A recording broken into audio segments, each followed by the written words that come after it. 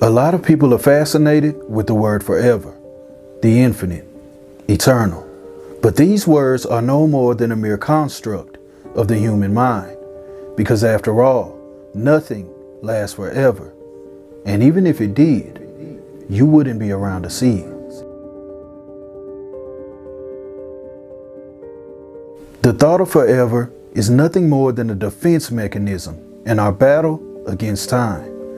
When things are going right and everything's okay in our life, time seems to go at a fast pace. But whenever we're down, time seems to slow up. A moment of despair can feel like a lifetime.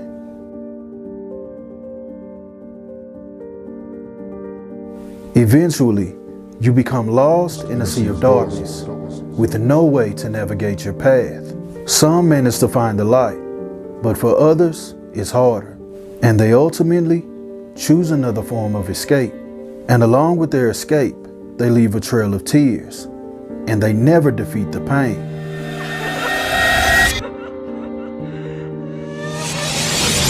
The pain just transfers to another person.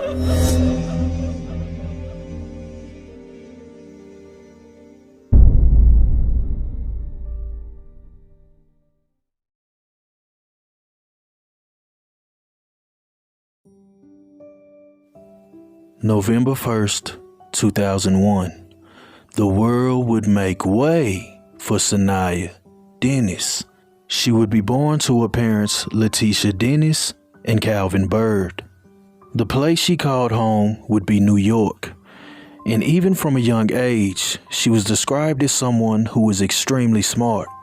Like most young girls around her age, she enjoyed singing, dancing, and placing a smile on others' faces. By the age of 9, she had her heart set for the stars. It would be around this age that she would start a group with one of her friends, a group which she would call the CNT Girls. She can be seen here, showing a little bit of her personality, as well as her singing skills. Okay. Hi, my name is Saniyya Dennis. I'm 11 years old. I'm going to sing a down rolling deep. There's a fire starting in my heart, reaching a fever pitch that's moving me out the dark. Finally, I can see you crystal clear. Go ahead and show me I'm all your shit bare. See how I leave with every piece of you. Don't underestimate the things that I will do. There's a fire starting in my heart, reaching a fever pitch that's bringing me out the dark. Thanks guys, I'm Saniyya Dennis, and that was my YouTube video on a dark rolling deep. Thanks, subscribe. Fast forward to the year of 2021. And Saniyya Dennis is now a 19-year-old young woman. She's put the dream of being a singer beside her, and she would now be enrolled at Buffalo State University. She would be a major in mechanical engineering, as well as working 2 jobs on the side. At this point in her life, she had dreams and had every intention on fulfilling them. However, a situation was about to arise that would put not only her future plans into question, but also the people around her. Sunday, April 25th, 2021. After Saniyya's family would make repeated attempts to contact her and being unsuccessful, they would contact the authorities in order to do a welfare check. After making this request, the authorities said they were on it. However, it wouldn't be for a full 24 hours until they actually conducted the welfare check. This check would happen on April 26th of 2021, which was a Monday evening. At this moment of time, Saniyya Dennis was living on campus at Buffalo State University, in which she lived in a dormitory. But when they went to her dorm, she wasn't there. She also hadn't showed up for class that day, as well as missing work. According to Saniya's family, this was completely out of her realm, and this wasn't like her. So by Tuesday, April 27th of 2021, they would officially file a missing persons report. In Saniya's situation, with them waiting 24 hours to even perform the welfare check, they were already behind in the search. But to make matters worse, finding evidence that points to her whereabouts would prove to be time-consuming. The authorities would start their investigation by interviewing people on campus. However, no one knew where she was. 2 days after Saniyya Dennis was reported missing, the surveillance camera would show a glimpse of her. She would be captured on April 24th of 2021, leaving her dormitory at approximately 11:02 p.m. Police described that on surveillance, she can be seen leaving her dorm room at 11:02 p.m. By 11:03 p.m., she's seen exiting the dormitory entrance. And then by 11:04 p.m., she's seen throwing something away in the trash.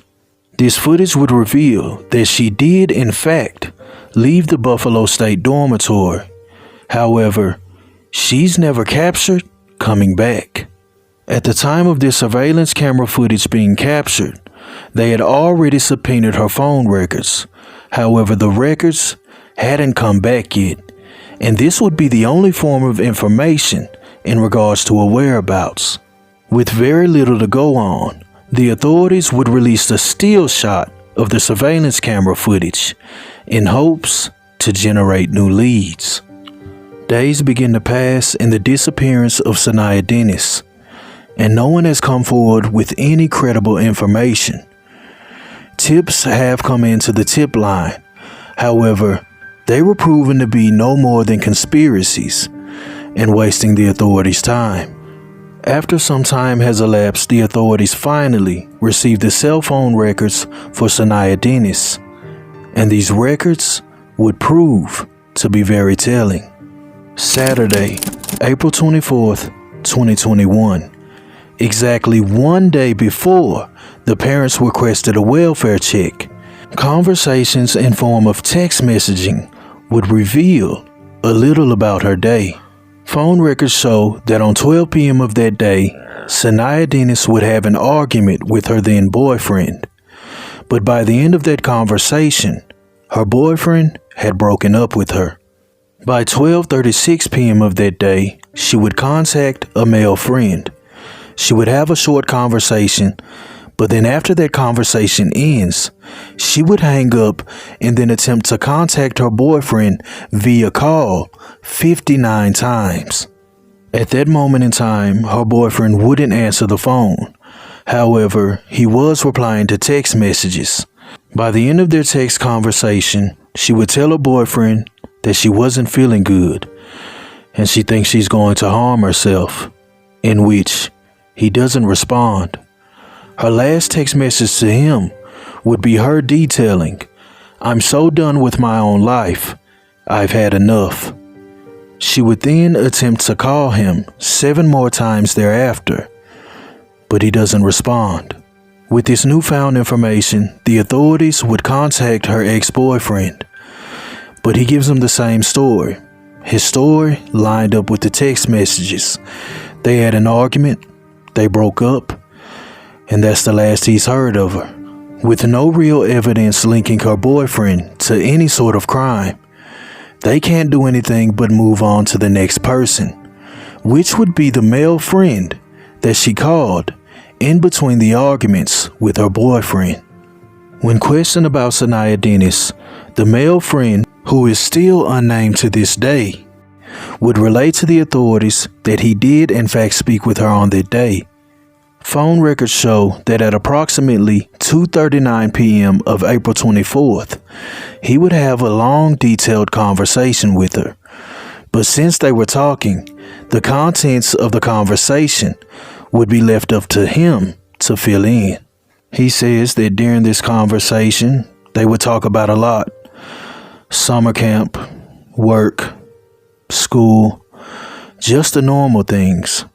But then he says that the conversation would take a dark turn, and she would begin speaking about mental health problems. He says that during this conversation, she repeatedly told him that she was going to end her own life. By 10:07 p.m. of that night, their conversation would end, but the male friend says that by the end of the conversation, she was in better spirits, and she was no longer talking about harming herself. The conversation ends, and then Saniyya Dennis goes on with her night. Roughly an hour later is when she would be captured on surveillance, leaving her dormitory. At 12:10 a.m., which would be April 25th of 2021, Saniyya would text her mother. In this text message, she would apologize for not picking up her call earlier and tell her mother that she would call her tomorrow. After sending that text message to her mother, she would once again text her male friend at 12:15 a.m. And in this text message, she would apologize for lying. She said that she would not be joining him that summer, at least physically, but thank you for making my day special. By 12:19 a.m., Saniyya Dennis would call that male friend, and they would spend roughly 45 minutes on the phone before ending the conversation. By 1:05 a.m., Saniyya would send another text to a male friend and state that she's in the New York City area. He asks for her location, but she doesn't respond and says that she's on the bus headed home. By 1:22 a.m., the last text message would be sent out, and she would tell her male friend that she would text him when she gets off of the bus. However, after this, he never hears from her again. After speaking with the authorities, the male best friend would also be ruled out as a suspect, and they would further their investigation by following up on the lead that she was on the bus. The police would come to find that at approximately 11:12 p.m., minutes after leaving her dormitory, Saniyya Dennis would swipe her bus card on the NFTA bus. The bus was the number 32 going towards Black Rock. They would obtain the surveillance camera footage, and in the surveillance footage, she was sitting alone, and she also exited alone. By 11:40 p.m., she would transfer to another bus. She would swipe her card, but she was now on the number 40 bus, headed towards Niagara Falls. Niagara Falls is also the last area in which her phone pinged from in her cell phone records. The authorities would say that after checking the surveillance camera footage from April 25th of 2021, she could be seen on surveillance walking through Goat Island. However, this footage was never released to the public. They said that she can be seen entering the footage and then exiting out of view. Roughly 1 hour after being captured on surveillance camera footage is when her phone would lose signal. She would completely leave the cell network, which means either her phone was powered off or destroyed. With Saniyya Dennis's last location being at Niagara Falls, the authorities would go to her dorm room. They would take an article of her clothing, and they would then give that clothing to the dogs so they could catch a scent. They would then take those canines to Niagara Falls, and they said the canines got a hit. The authorities say that her scent was captured along rocks near the water. And with all the information compiled together, they would come to the outcome that Saniyya Dennis most likely ended her own life.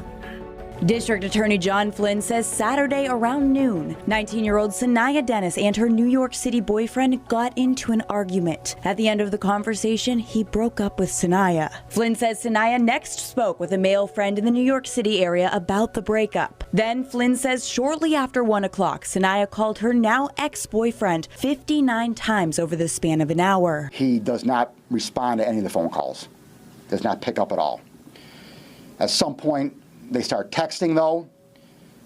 He tells her to stop calling or he will block her phone. Flynn says the male friend had reached out to NYPD, but then told NYPD he thought Saniya had reconsidered. Shortly after, Saniya and this male friend talked on the phone for 4 hours until 10:07 p.m. At 11:04 p.m., she is seen outside of her dorm. She throws away personal items that would lead someone to believe that she was not returning to the dorm. Flynn says over the next hour, Saniya is observed traveling to Niagara Falls alone via bus on NFTA cameras. Flynn says neither Saniya's ex-boyfriend or male friend reported any of this information until the DA's office contacted them over the weekend. Flynn says law enforcement and search parties have been searching for Saniya for days, using helicopters, drones, and dogs. They took the dogs over the railing, along with these guys. They went over the railing. Here, walking on this little area right here. That's how concerned this community is about this girl. Walking right here, and the dogs stop right there. Flynn says law enforcement will continue to search for Saniya. We may never find a body. I mean, that's a possibility. It is said that this is the last photo that Saniyya Dennis posted to her Snapchat. However, there's something wrong with this photo. Yes, it is a picture at Niagara Falls. However, none of her Snapchat friends can say they actually saw the photo, because this photo would surface weeks after her disappearance. And some people believe it's edited.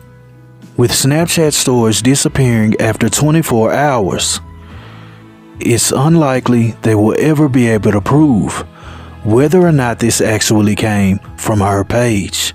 During the investigation, the family was adamant that this wasn't like her, and to take her own life is out of the realm of possibilities, at least for them. When it comes to this case, I'll be honest, I do have my suspicions. However, the knowledge that was released to the public just isn't enough to make a real assumption off of. So my thoughts would be no more than mere intuition. And the fact that I read between the lines. But since there's just not enough to go off of, I won't be telling my thoughts in this video, because my thoughts would completely throw someone under the bus. And that's not something I'm willing to do without the proper evidence. The story of Saniyya Dennis is truly heartbreaking, but even worse, there's no real outcome. Without truly finding her, the family still has faith that she may be alive and somewhere out here in the world, aimlessly roaming. My heart goes out to them.